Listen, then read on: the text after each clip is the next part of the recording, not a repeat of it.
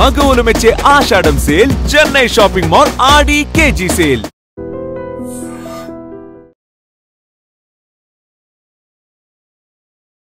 నమస్కారం, welcome to I dream. ధర్మ మార్గం విత్ విజిత కార్యక్రమానికి స్వాగతం.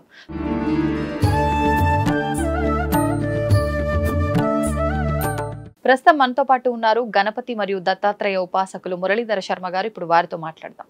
నమస్కారం అండి. మహాదేవ శ్రీమాత్రే నమః. మనకు ఆషాఢ అమావాస్య రాబోతుంది. అయితే ప్రత్యేకించి ఒక్కొక్క అమావాస్యకి ఒక్కొక్క తిథికి కూడా ఒక విశిష్టత ఉంటుంది. ఈసారి వచ్చిన ఈ ఆషాఢ అమావాస్య యొక్క విశిష్టత గురించి తెలియజేయండి. తప్పకుండా అమ్మా. ఇప్పుడు ఉండేటువంటి ఈ అమావాస్య ఏదైతే ఉందో, ఆషాఢం ముగుస్తూ ఉంది, శ్రావణం ప్రారంభం కాబోయేటువంటి యొక్క అమావాస్యకు విశేషమైనటువంటి ప్రాముఖ్యం కలదు. ఎందుకు అంటే గురువారం రోజు రావడం ఒకటైతే పుష్యమి నక్షత్రం రావడం మరొకటి. సో గురు పుష్యమి యోగముతో ఏర్పడేటువంటి ఈ యొక్క అమావాస్య రోజు చేసేటువంటి పని ఏదైతే ఉంటుందో, అంటే అది మంచి పని కానివ్వండి, చెడు పని కానివ్వండి, 100 రెట్ల ఫలితం ఉంటుంది. 100 రెట్ల అంటే ఈ అమావాస్య రోజు మనం చేసేటువంటి అభిషేకం ఏదైతే ఉందో, ఒక 100 అభిషేకాలు చేసినటువంటి ఫలితం మనకి ఇవ్వబోతుంది.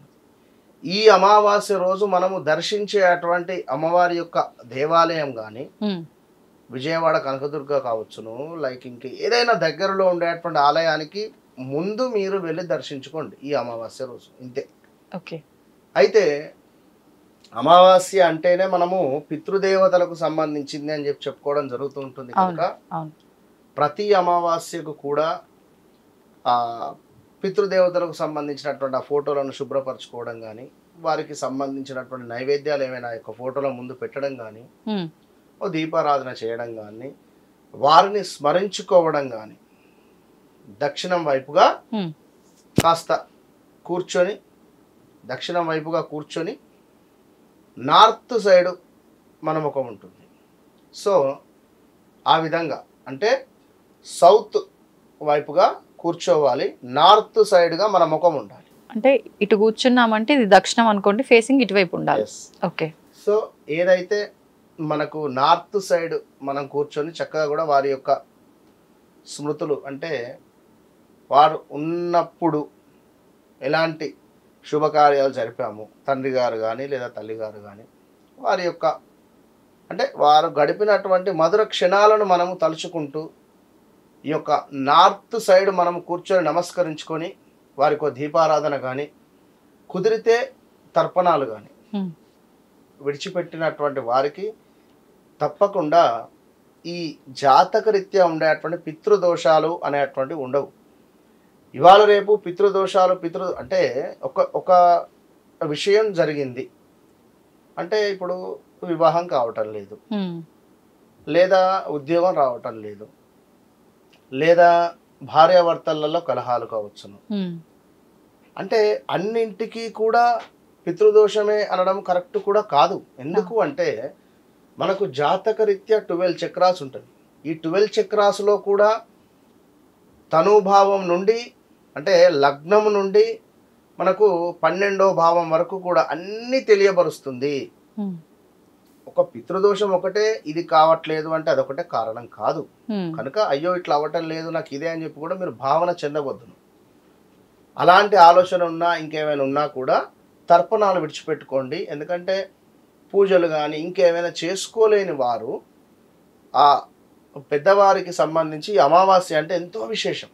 మనకిప్పుడు ఒక ఏకాదశి, అదేవిధంగా ఒక పౌర్ణమి, ఒక సంకష్టహార చతుర్థి, ఇట్లా భగవంతులకు సంబంధించిన ఏ విధమైనటువంటి రోజులు ఉన్నాయో, అమావాస్య అనగానే పితృదేవతలు జ్ఞాపకం రావాలి. మనకు పితృదేవతలకు సంబంధించినటువంటి కార్యాలు చేసుకోవాలి.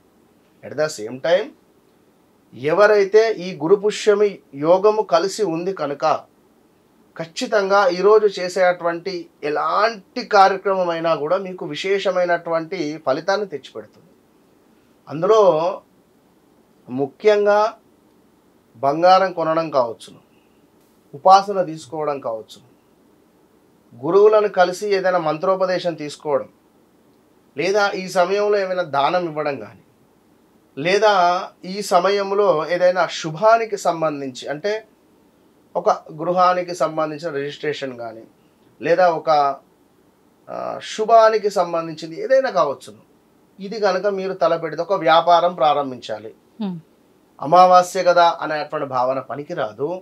గురు పుష్యమి యోగంతో ఏర్పడుతూ ఉంది కనుక విశేషాన్ని తెచ్చిపెడుతుంది. కనుక ఈ గురువారము 24వ తారీఖు అమావాస్య రోజు ఖచ్చితంగా బంగారం కొనలేని వారు సుమారు ఒక ½ కేజీ పసుపు కొమ్ములన్న కొనండి. పసుపు కొమ్ములు అంటారు కదా, మామూలుగా మనకు దొరుకుతుంది. పసుపు కొమ్ములను ఈరోజు మీరు కొని ఇంటికి తెచ్చుకోండి. ఇంటికి తెచ్చుకొని ఇంట్లో దేవత పూజా మందిరం వద్ద పెట్టుకొని ఒక దీపారాధన చేసుకోండి. ఈ అమావాస్య అనేటువంటిది ఎంతో విశేషాన్ని తెచ్చిపెట్టే.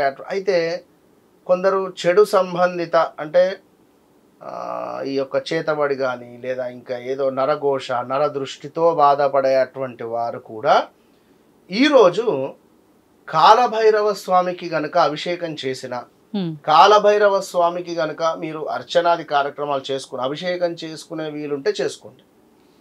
లేదు అభిషేకం చేసుకునే వీలు లేదు అనుకుంటే అర్చన చేయండి. అసలు కాలభైరవ స్వామి లేడు అనుకుంటే అంటే మీ అందుబాటులో కాలభైరవ అష్టకము, కాలభైరవ అష్టకం అనేటువంటిది సుమారుగా ఒక 21 సార్లు చదవండి. కాలభైరవ అష్టకం. అది ఎట్లా? మిరియాలు తీసుకోండి. మిరియాలను తీసుకొని సుమారుగా ఒక్కొక్క మిరియం పట్టుకొని ఒక్కొక్కసారి కాలభైరవ అష్టకం పక్కన పెట్టండి.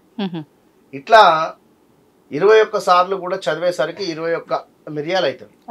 ఇట్టి మిరియాలను గ్రైండర్ పట్టి చక్కగా కూడా ఆ మిరియాల పొడిని నీటిలో కలుపుకొని ఈశ్వరునికి అభిషేకం చేయడం ద్వారా శనికి సంబంధించింది, నరఘోషకు సంబంధించింది, ధనపరమైన ఇబ్బందుల నుండి ఏమైనా వ్యాధి మిమ్మల్ని పట్టి పీడిస్తూ ఉన్నా దూరం చేస్తుంది. అది ఈ 24 అమావాస్య రోజు ఉదయం నుండి సాయంకాలం లోపు కాలభైరాష్టకం చదివి సాయంకాలం ప్రదోష కాలంలో ఈశ్వరునికి అభిషేకం చేయండి. ఈ మిరియాల పొడితో. ఇంతే, ఎక్సలెంట్ రిజల్ట్ ఉంటుంది. ఇప్పుడు అంటే ఈ అమావాస్యకి కాలభైరవుడికి దీనికి అసలు సంబంధం ఏంటండి? అమావాస్యకు కాలభైరవునికి సంబంధం ఏమిటి అంటే మనకు ఎక్కువగా నరఘోష నర సంబంధించినటువంటి ఇబ్బందుల నుండి గురుపుష్యం యోగం వస్తుంది కనుక చెడు సంబంధించినటువంటి విషయాలకు ఏదైతే ఉందో ఎక్కువగా శనికి సంబంధించినటువంటి బాధలు ఈ యొక్క అన్నిటికి సంబంధించింది ఎక్కువగా కాలభైరవ స్వామికి చేస్తే తొందర రిజల్ట్ ఉంటుంది. అది గురుపుష్యం యోగం ఉంది కనుక అమావాస్య కనుక వట్టి అప్పుడు కూడా అమావాస్య రోజు చండీ హోమాలు, కాలభైరవ స్వామి హోమాలు, ప్రత్యంగిర హోమాలు, ఇవి ఏంది అంటే కొంచెం తొందరగా రిజల్ట్ ఇచ్చేటువంటి హోమాలు, రిజల్ట్గా ఇచ్చేటువంటి భగవంతులు కనుక ఈ విశేషమైన రోజులలో వీరిని మనము పూజించిన ఎడల మంచి ఫలితం ఉంటుంది. ఎందుకంటే కొందరికి ఎన్ని రోజులైనా కూడా రిజల్ట్ అనేది రావు.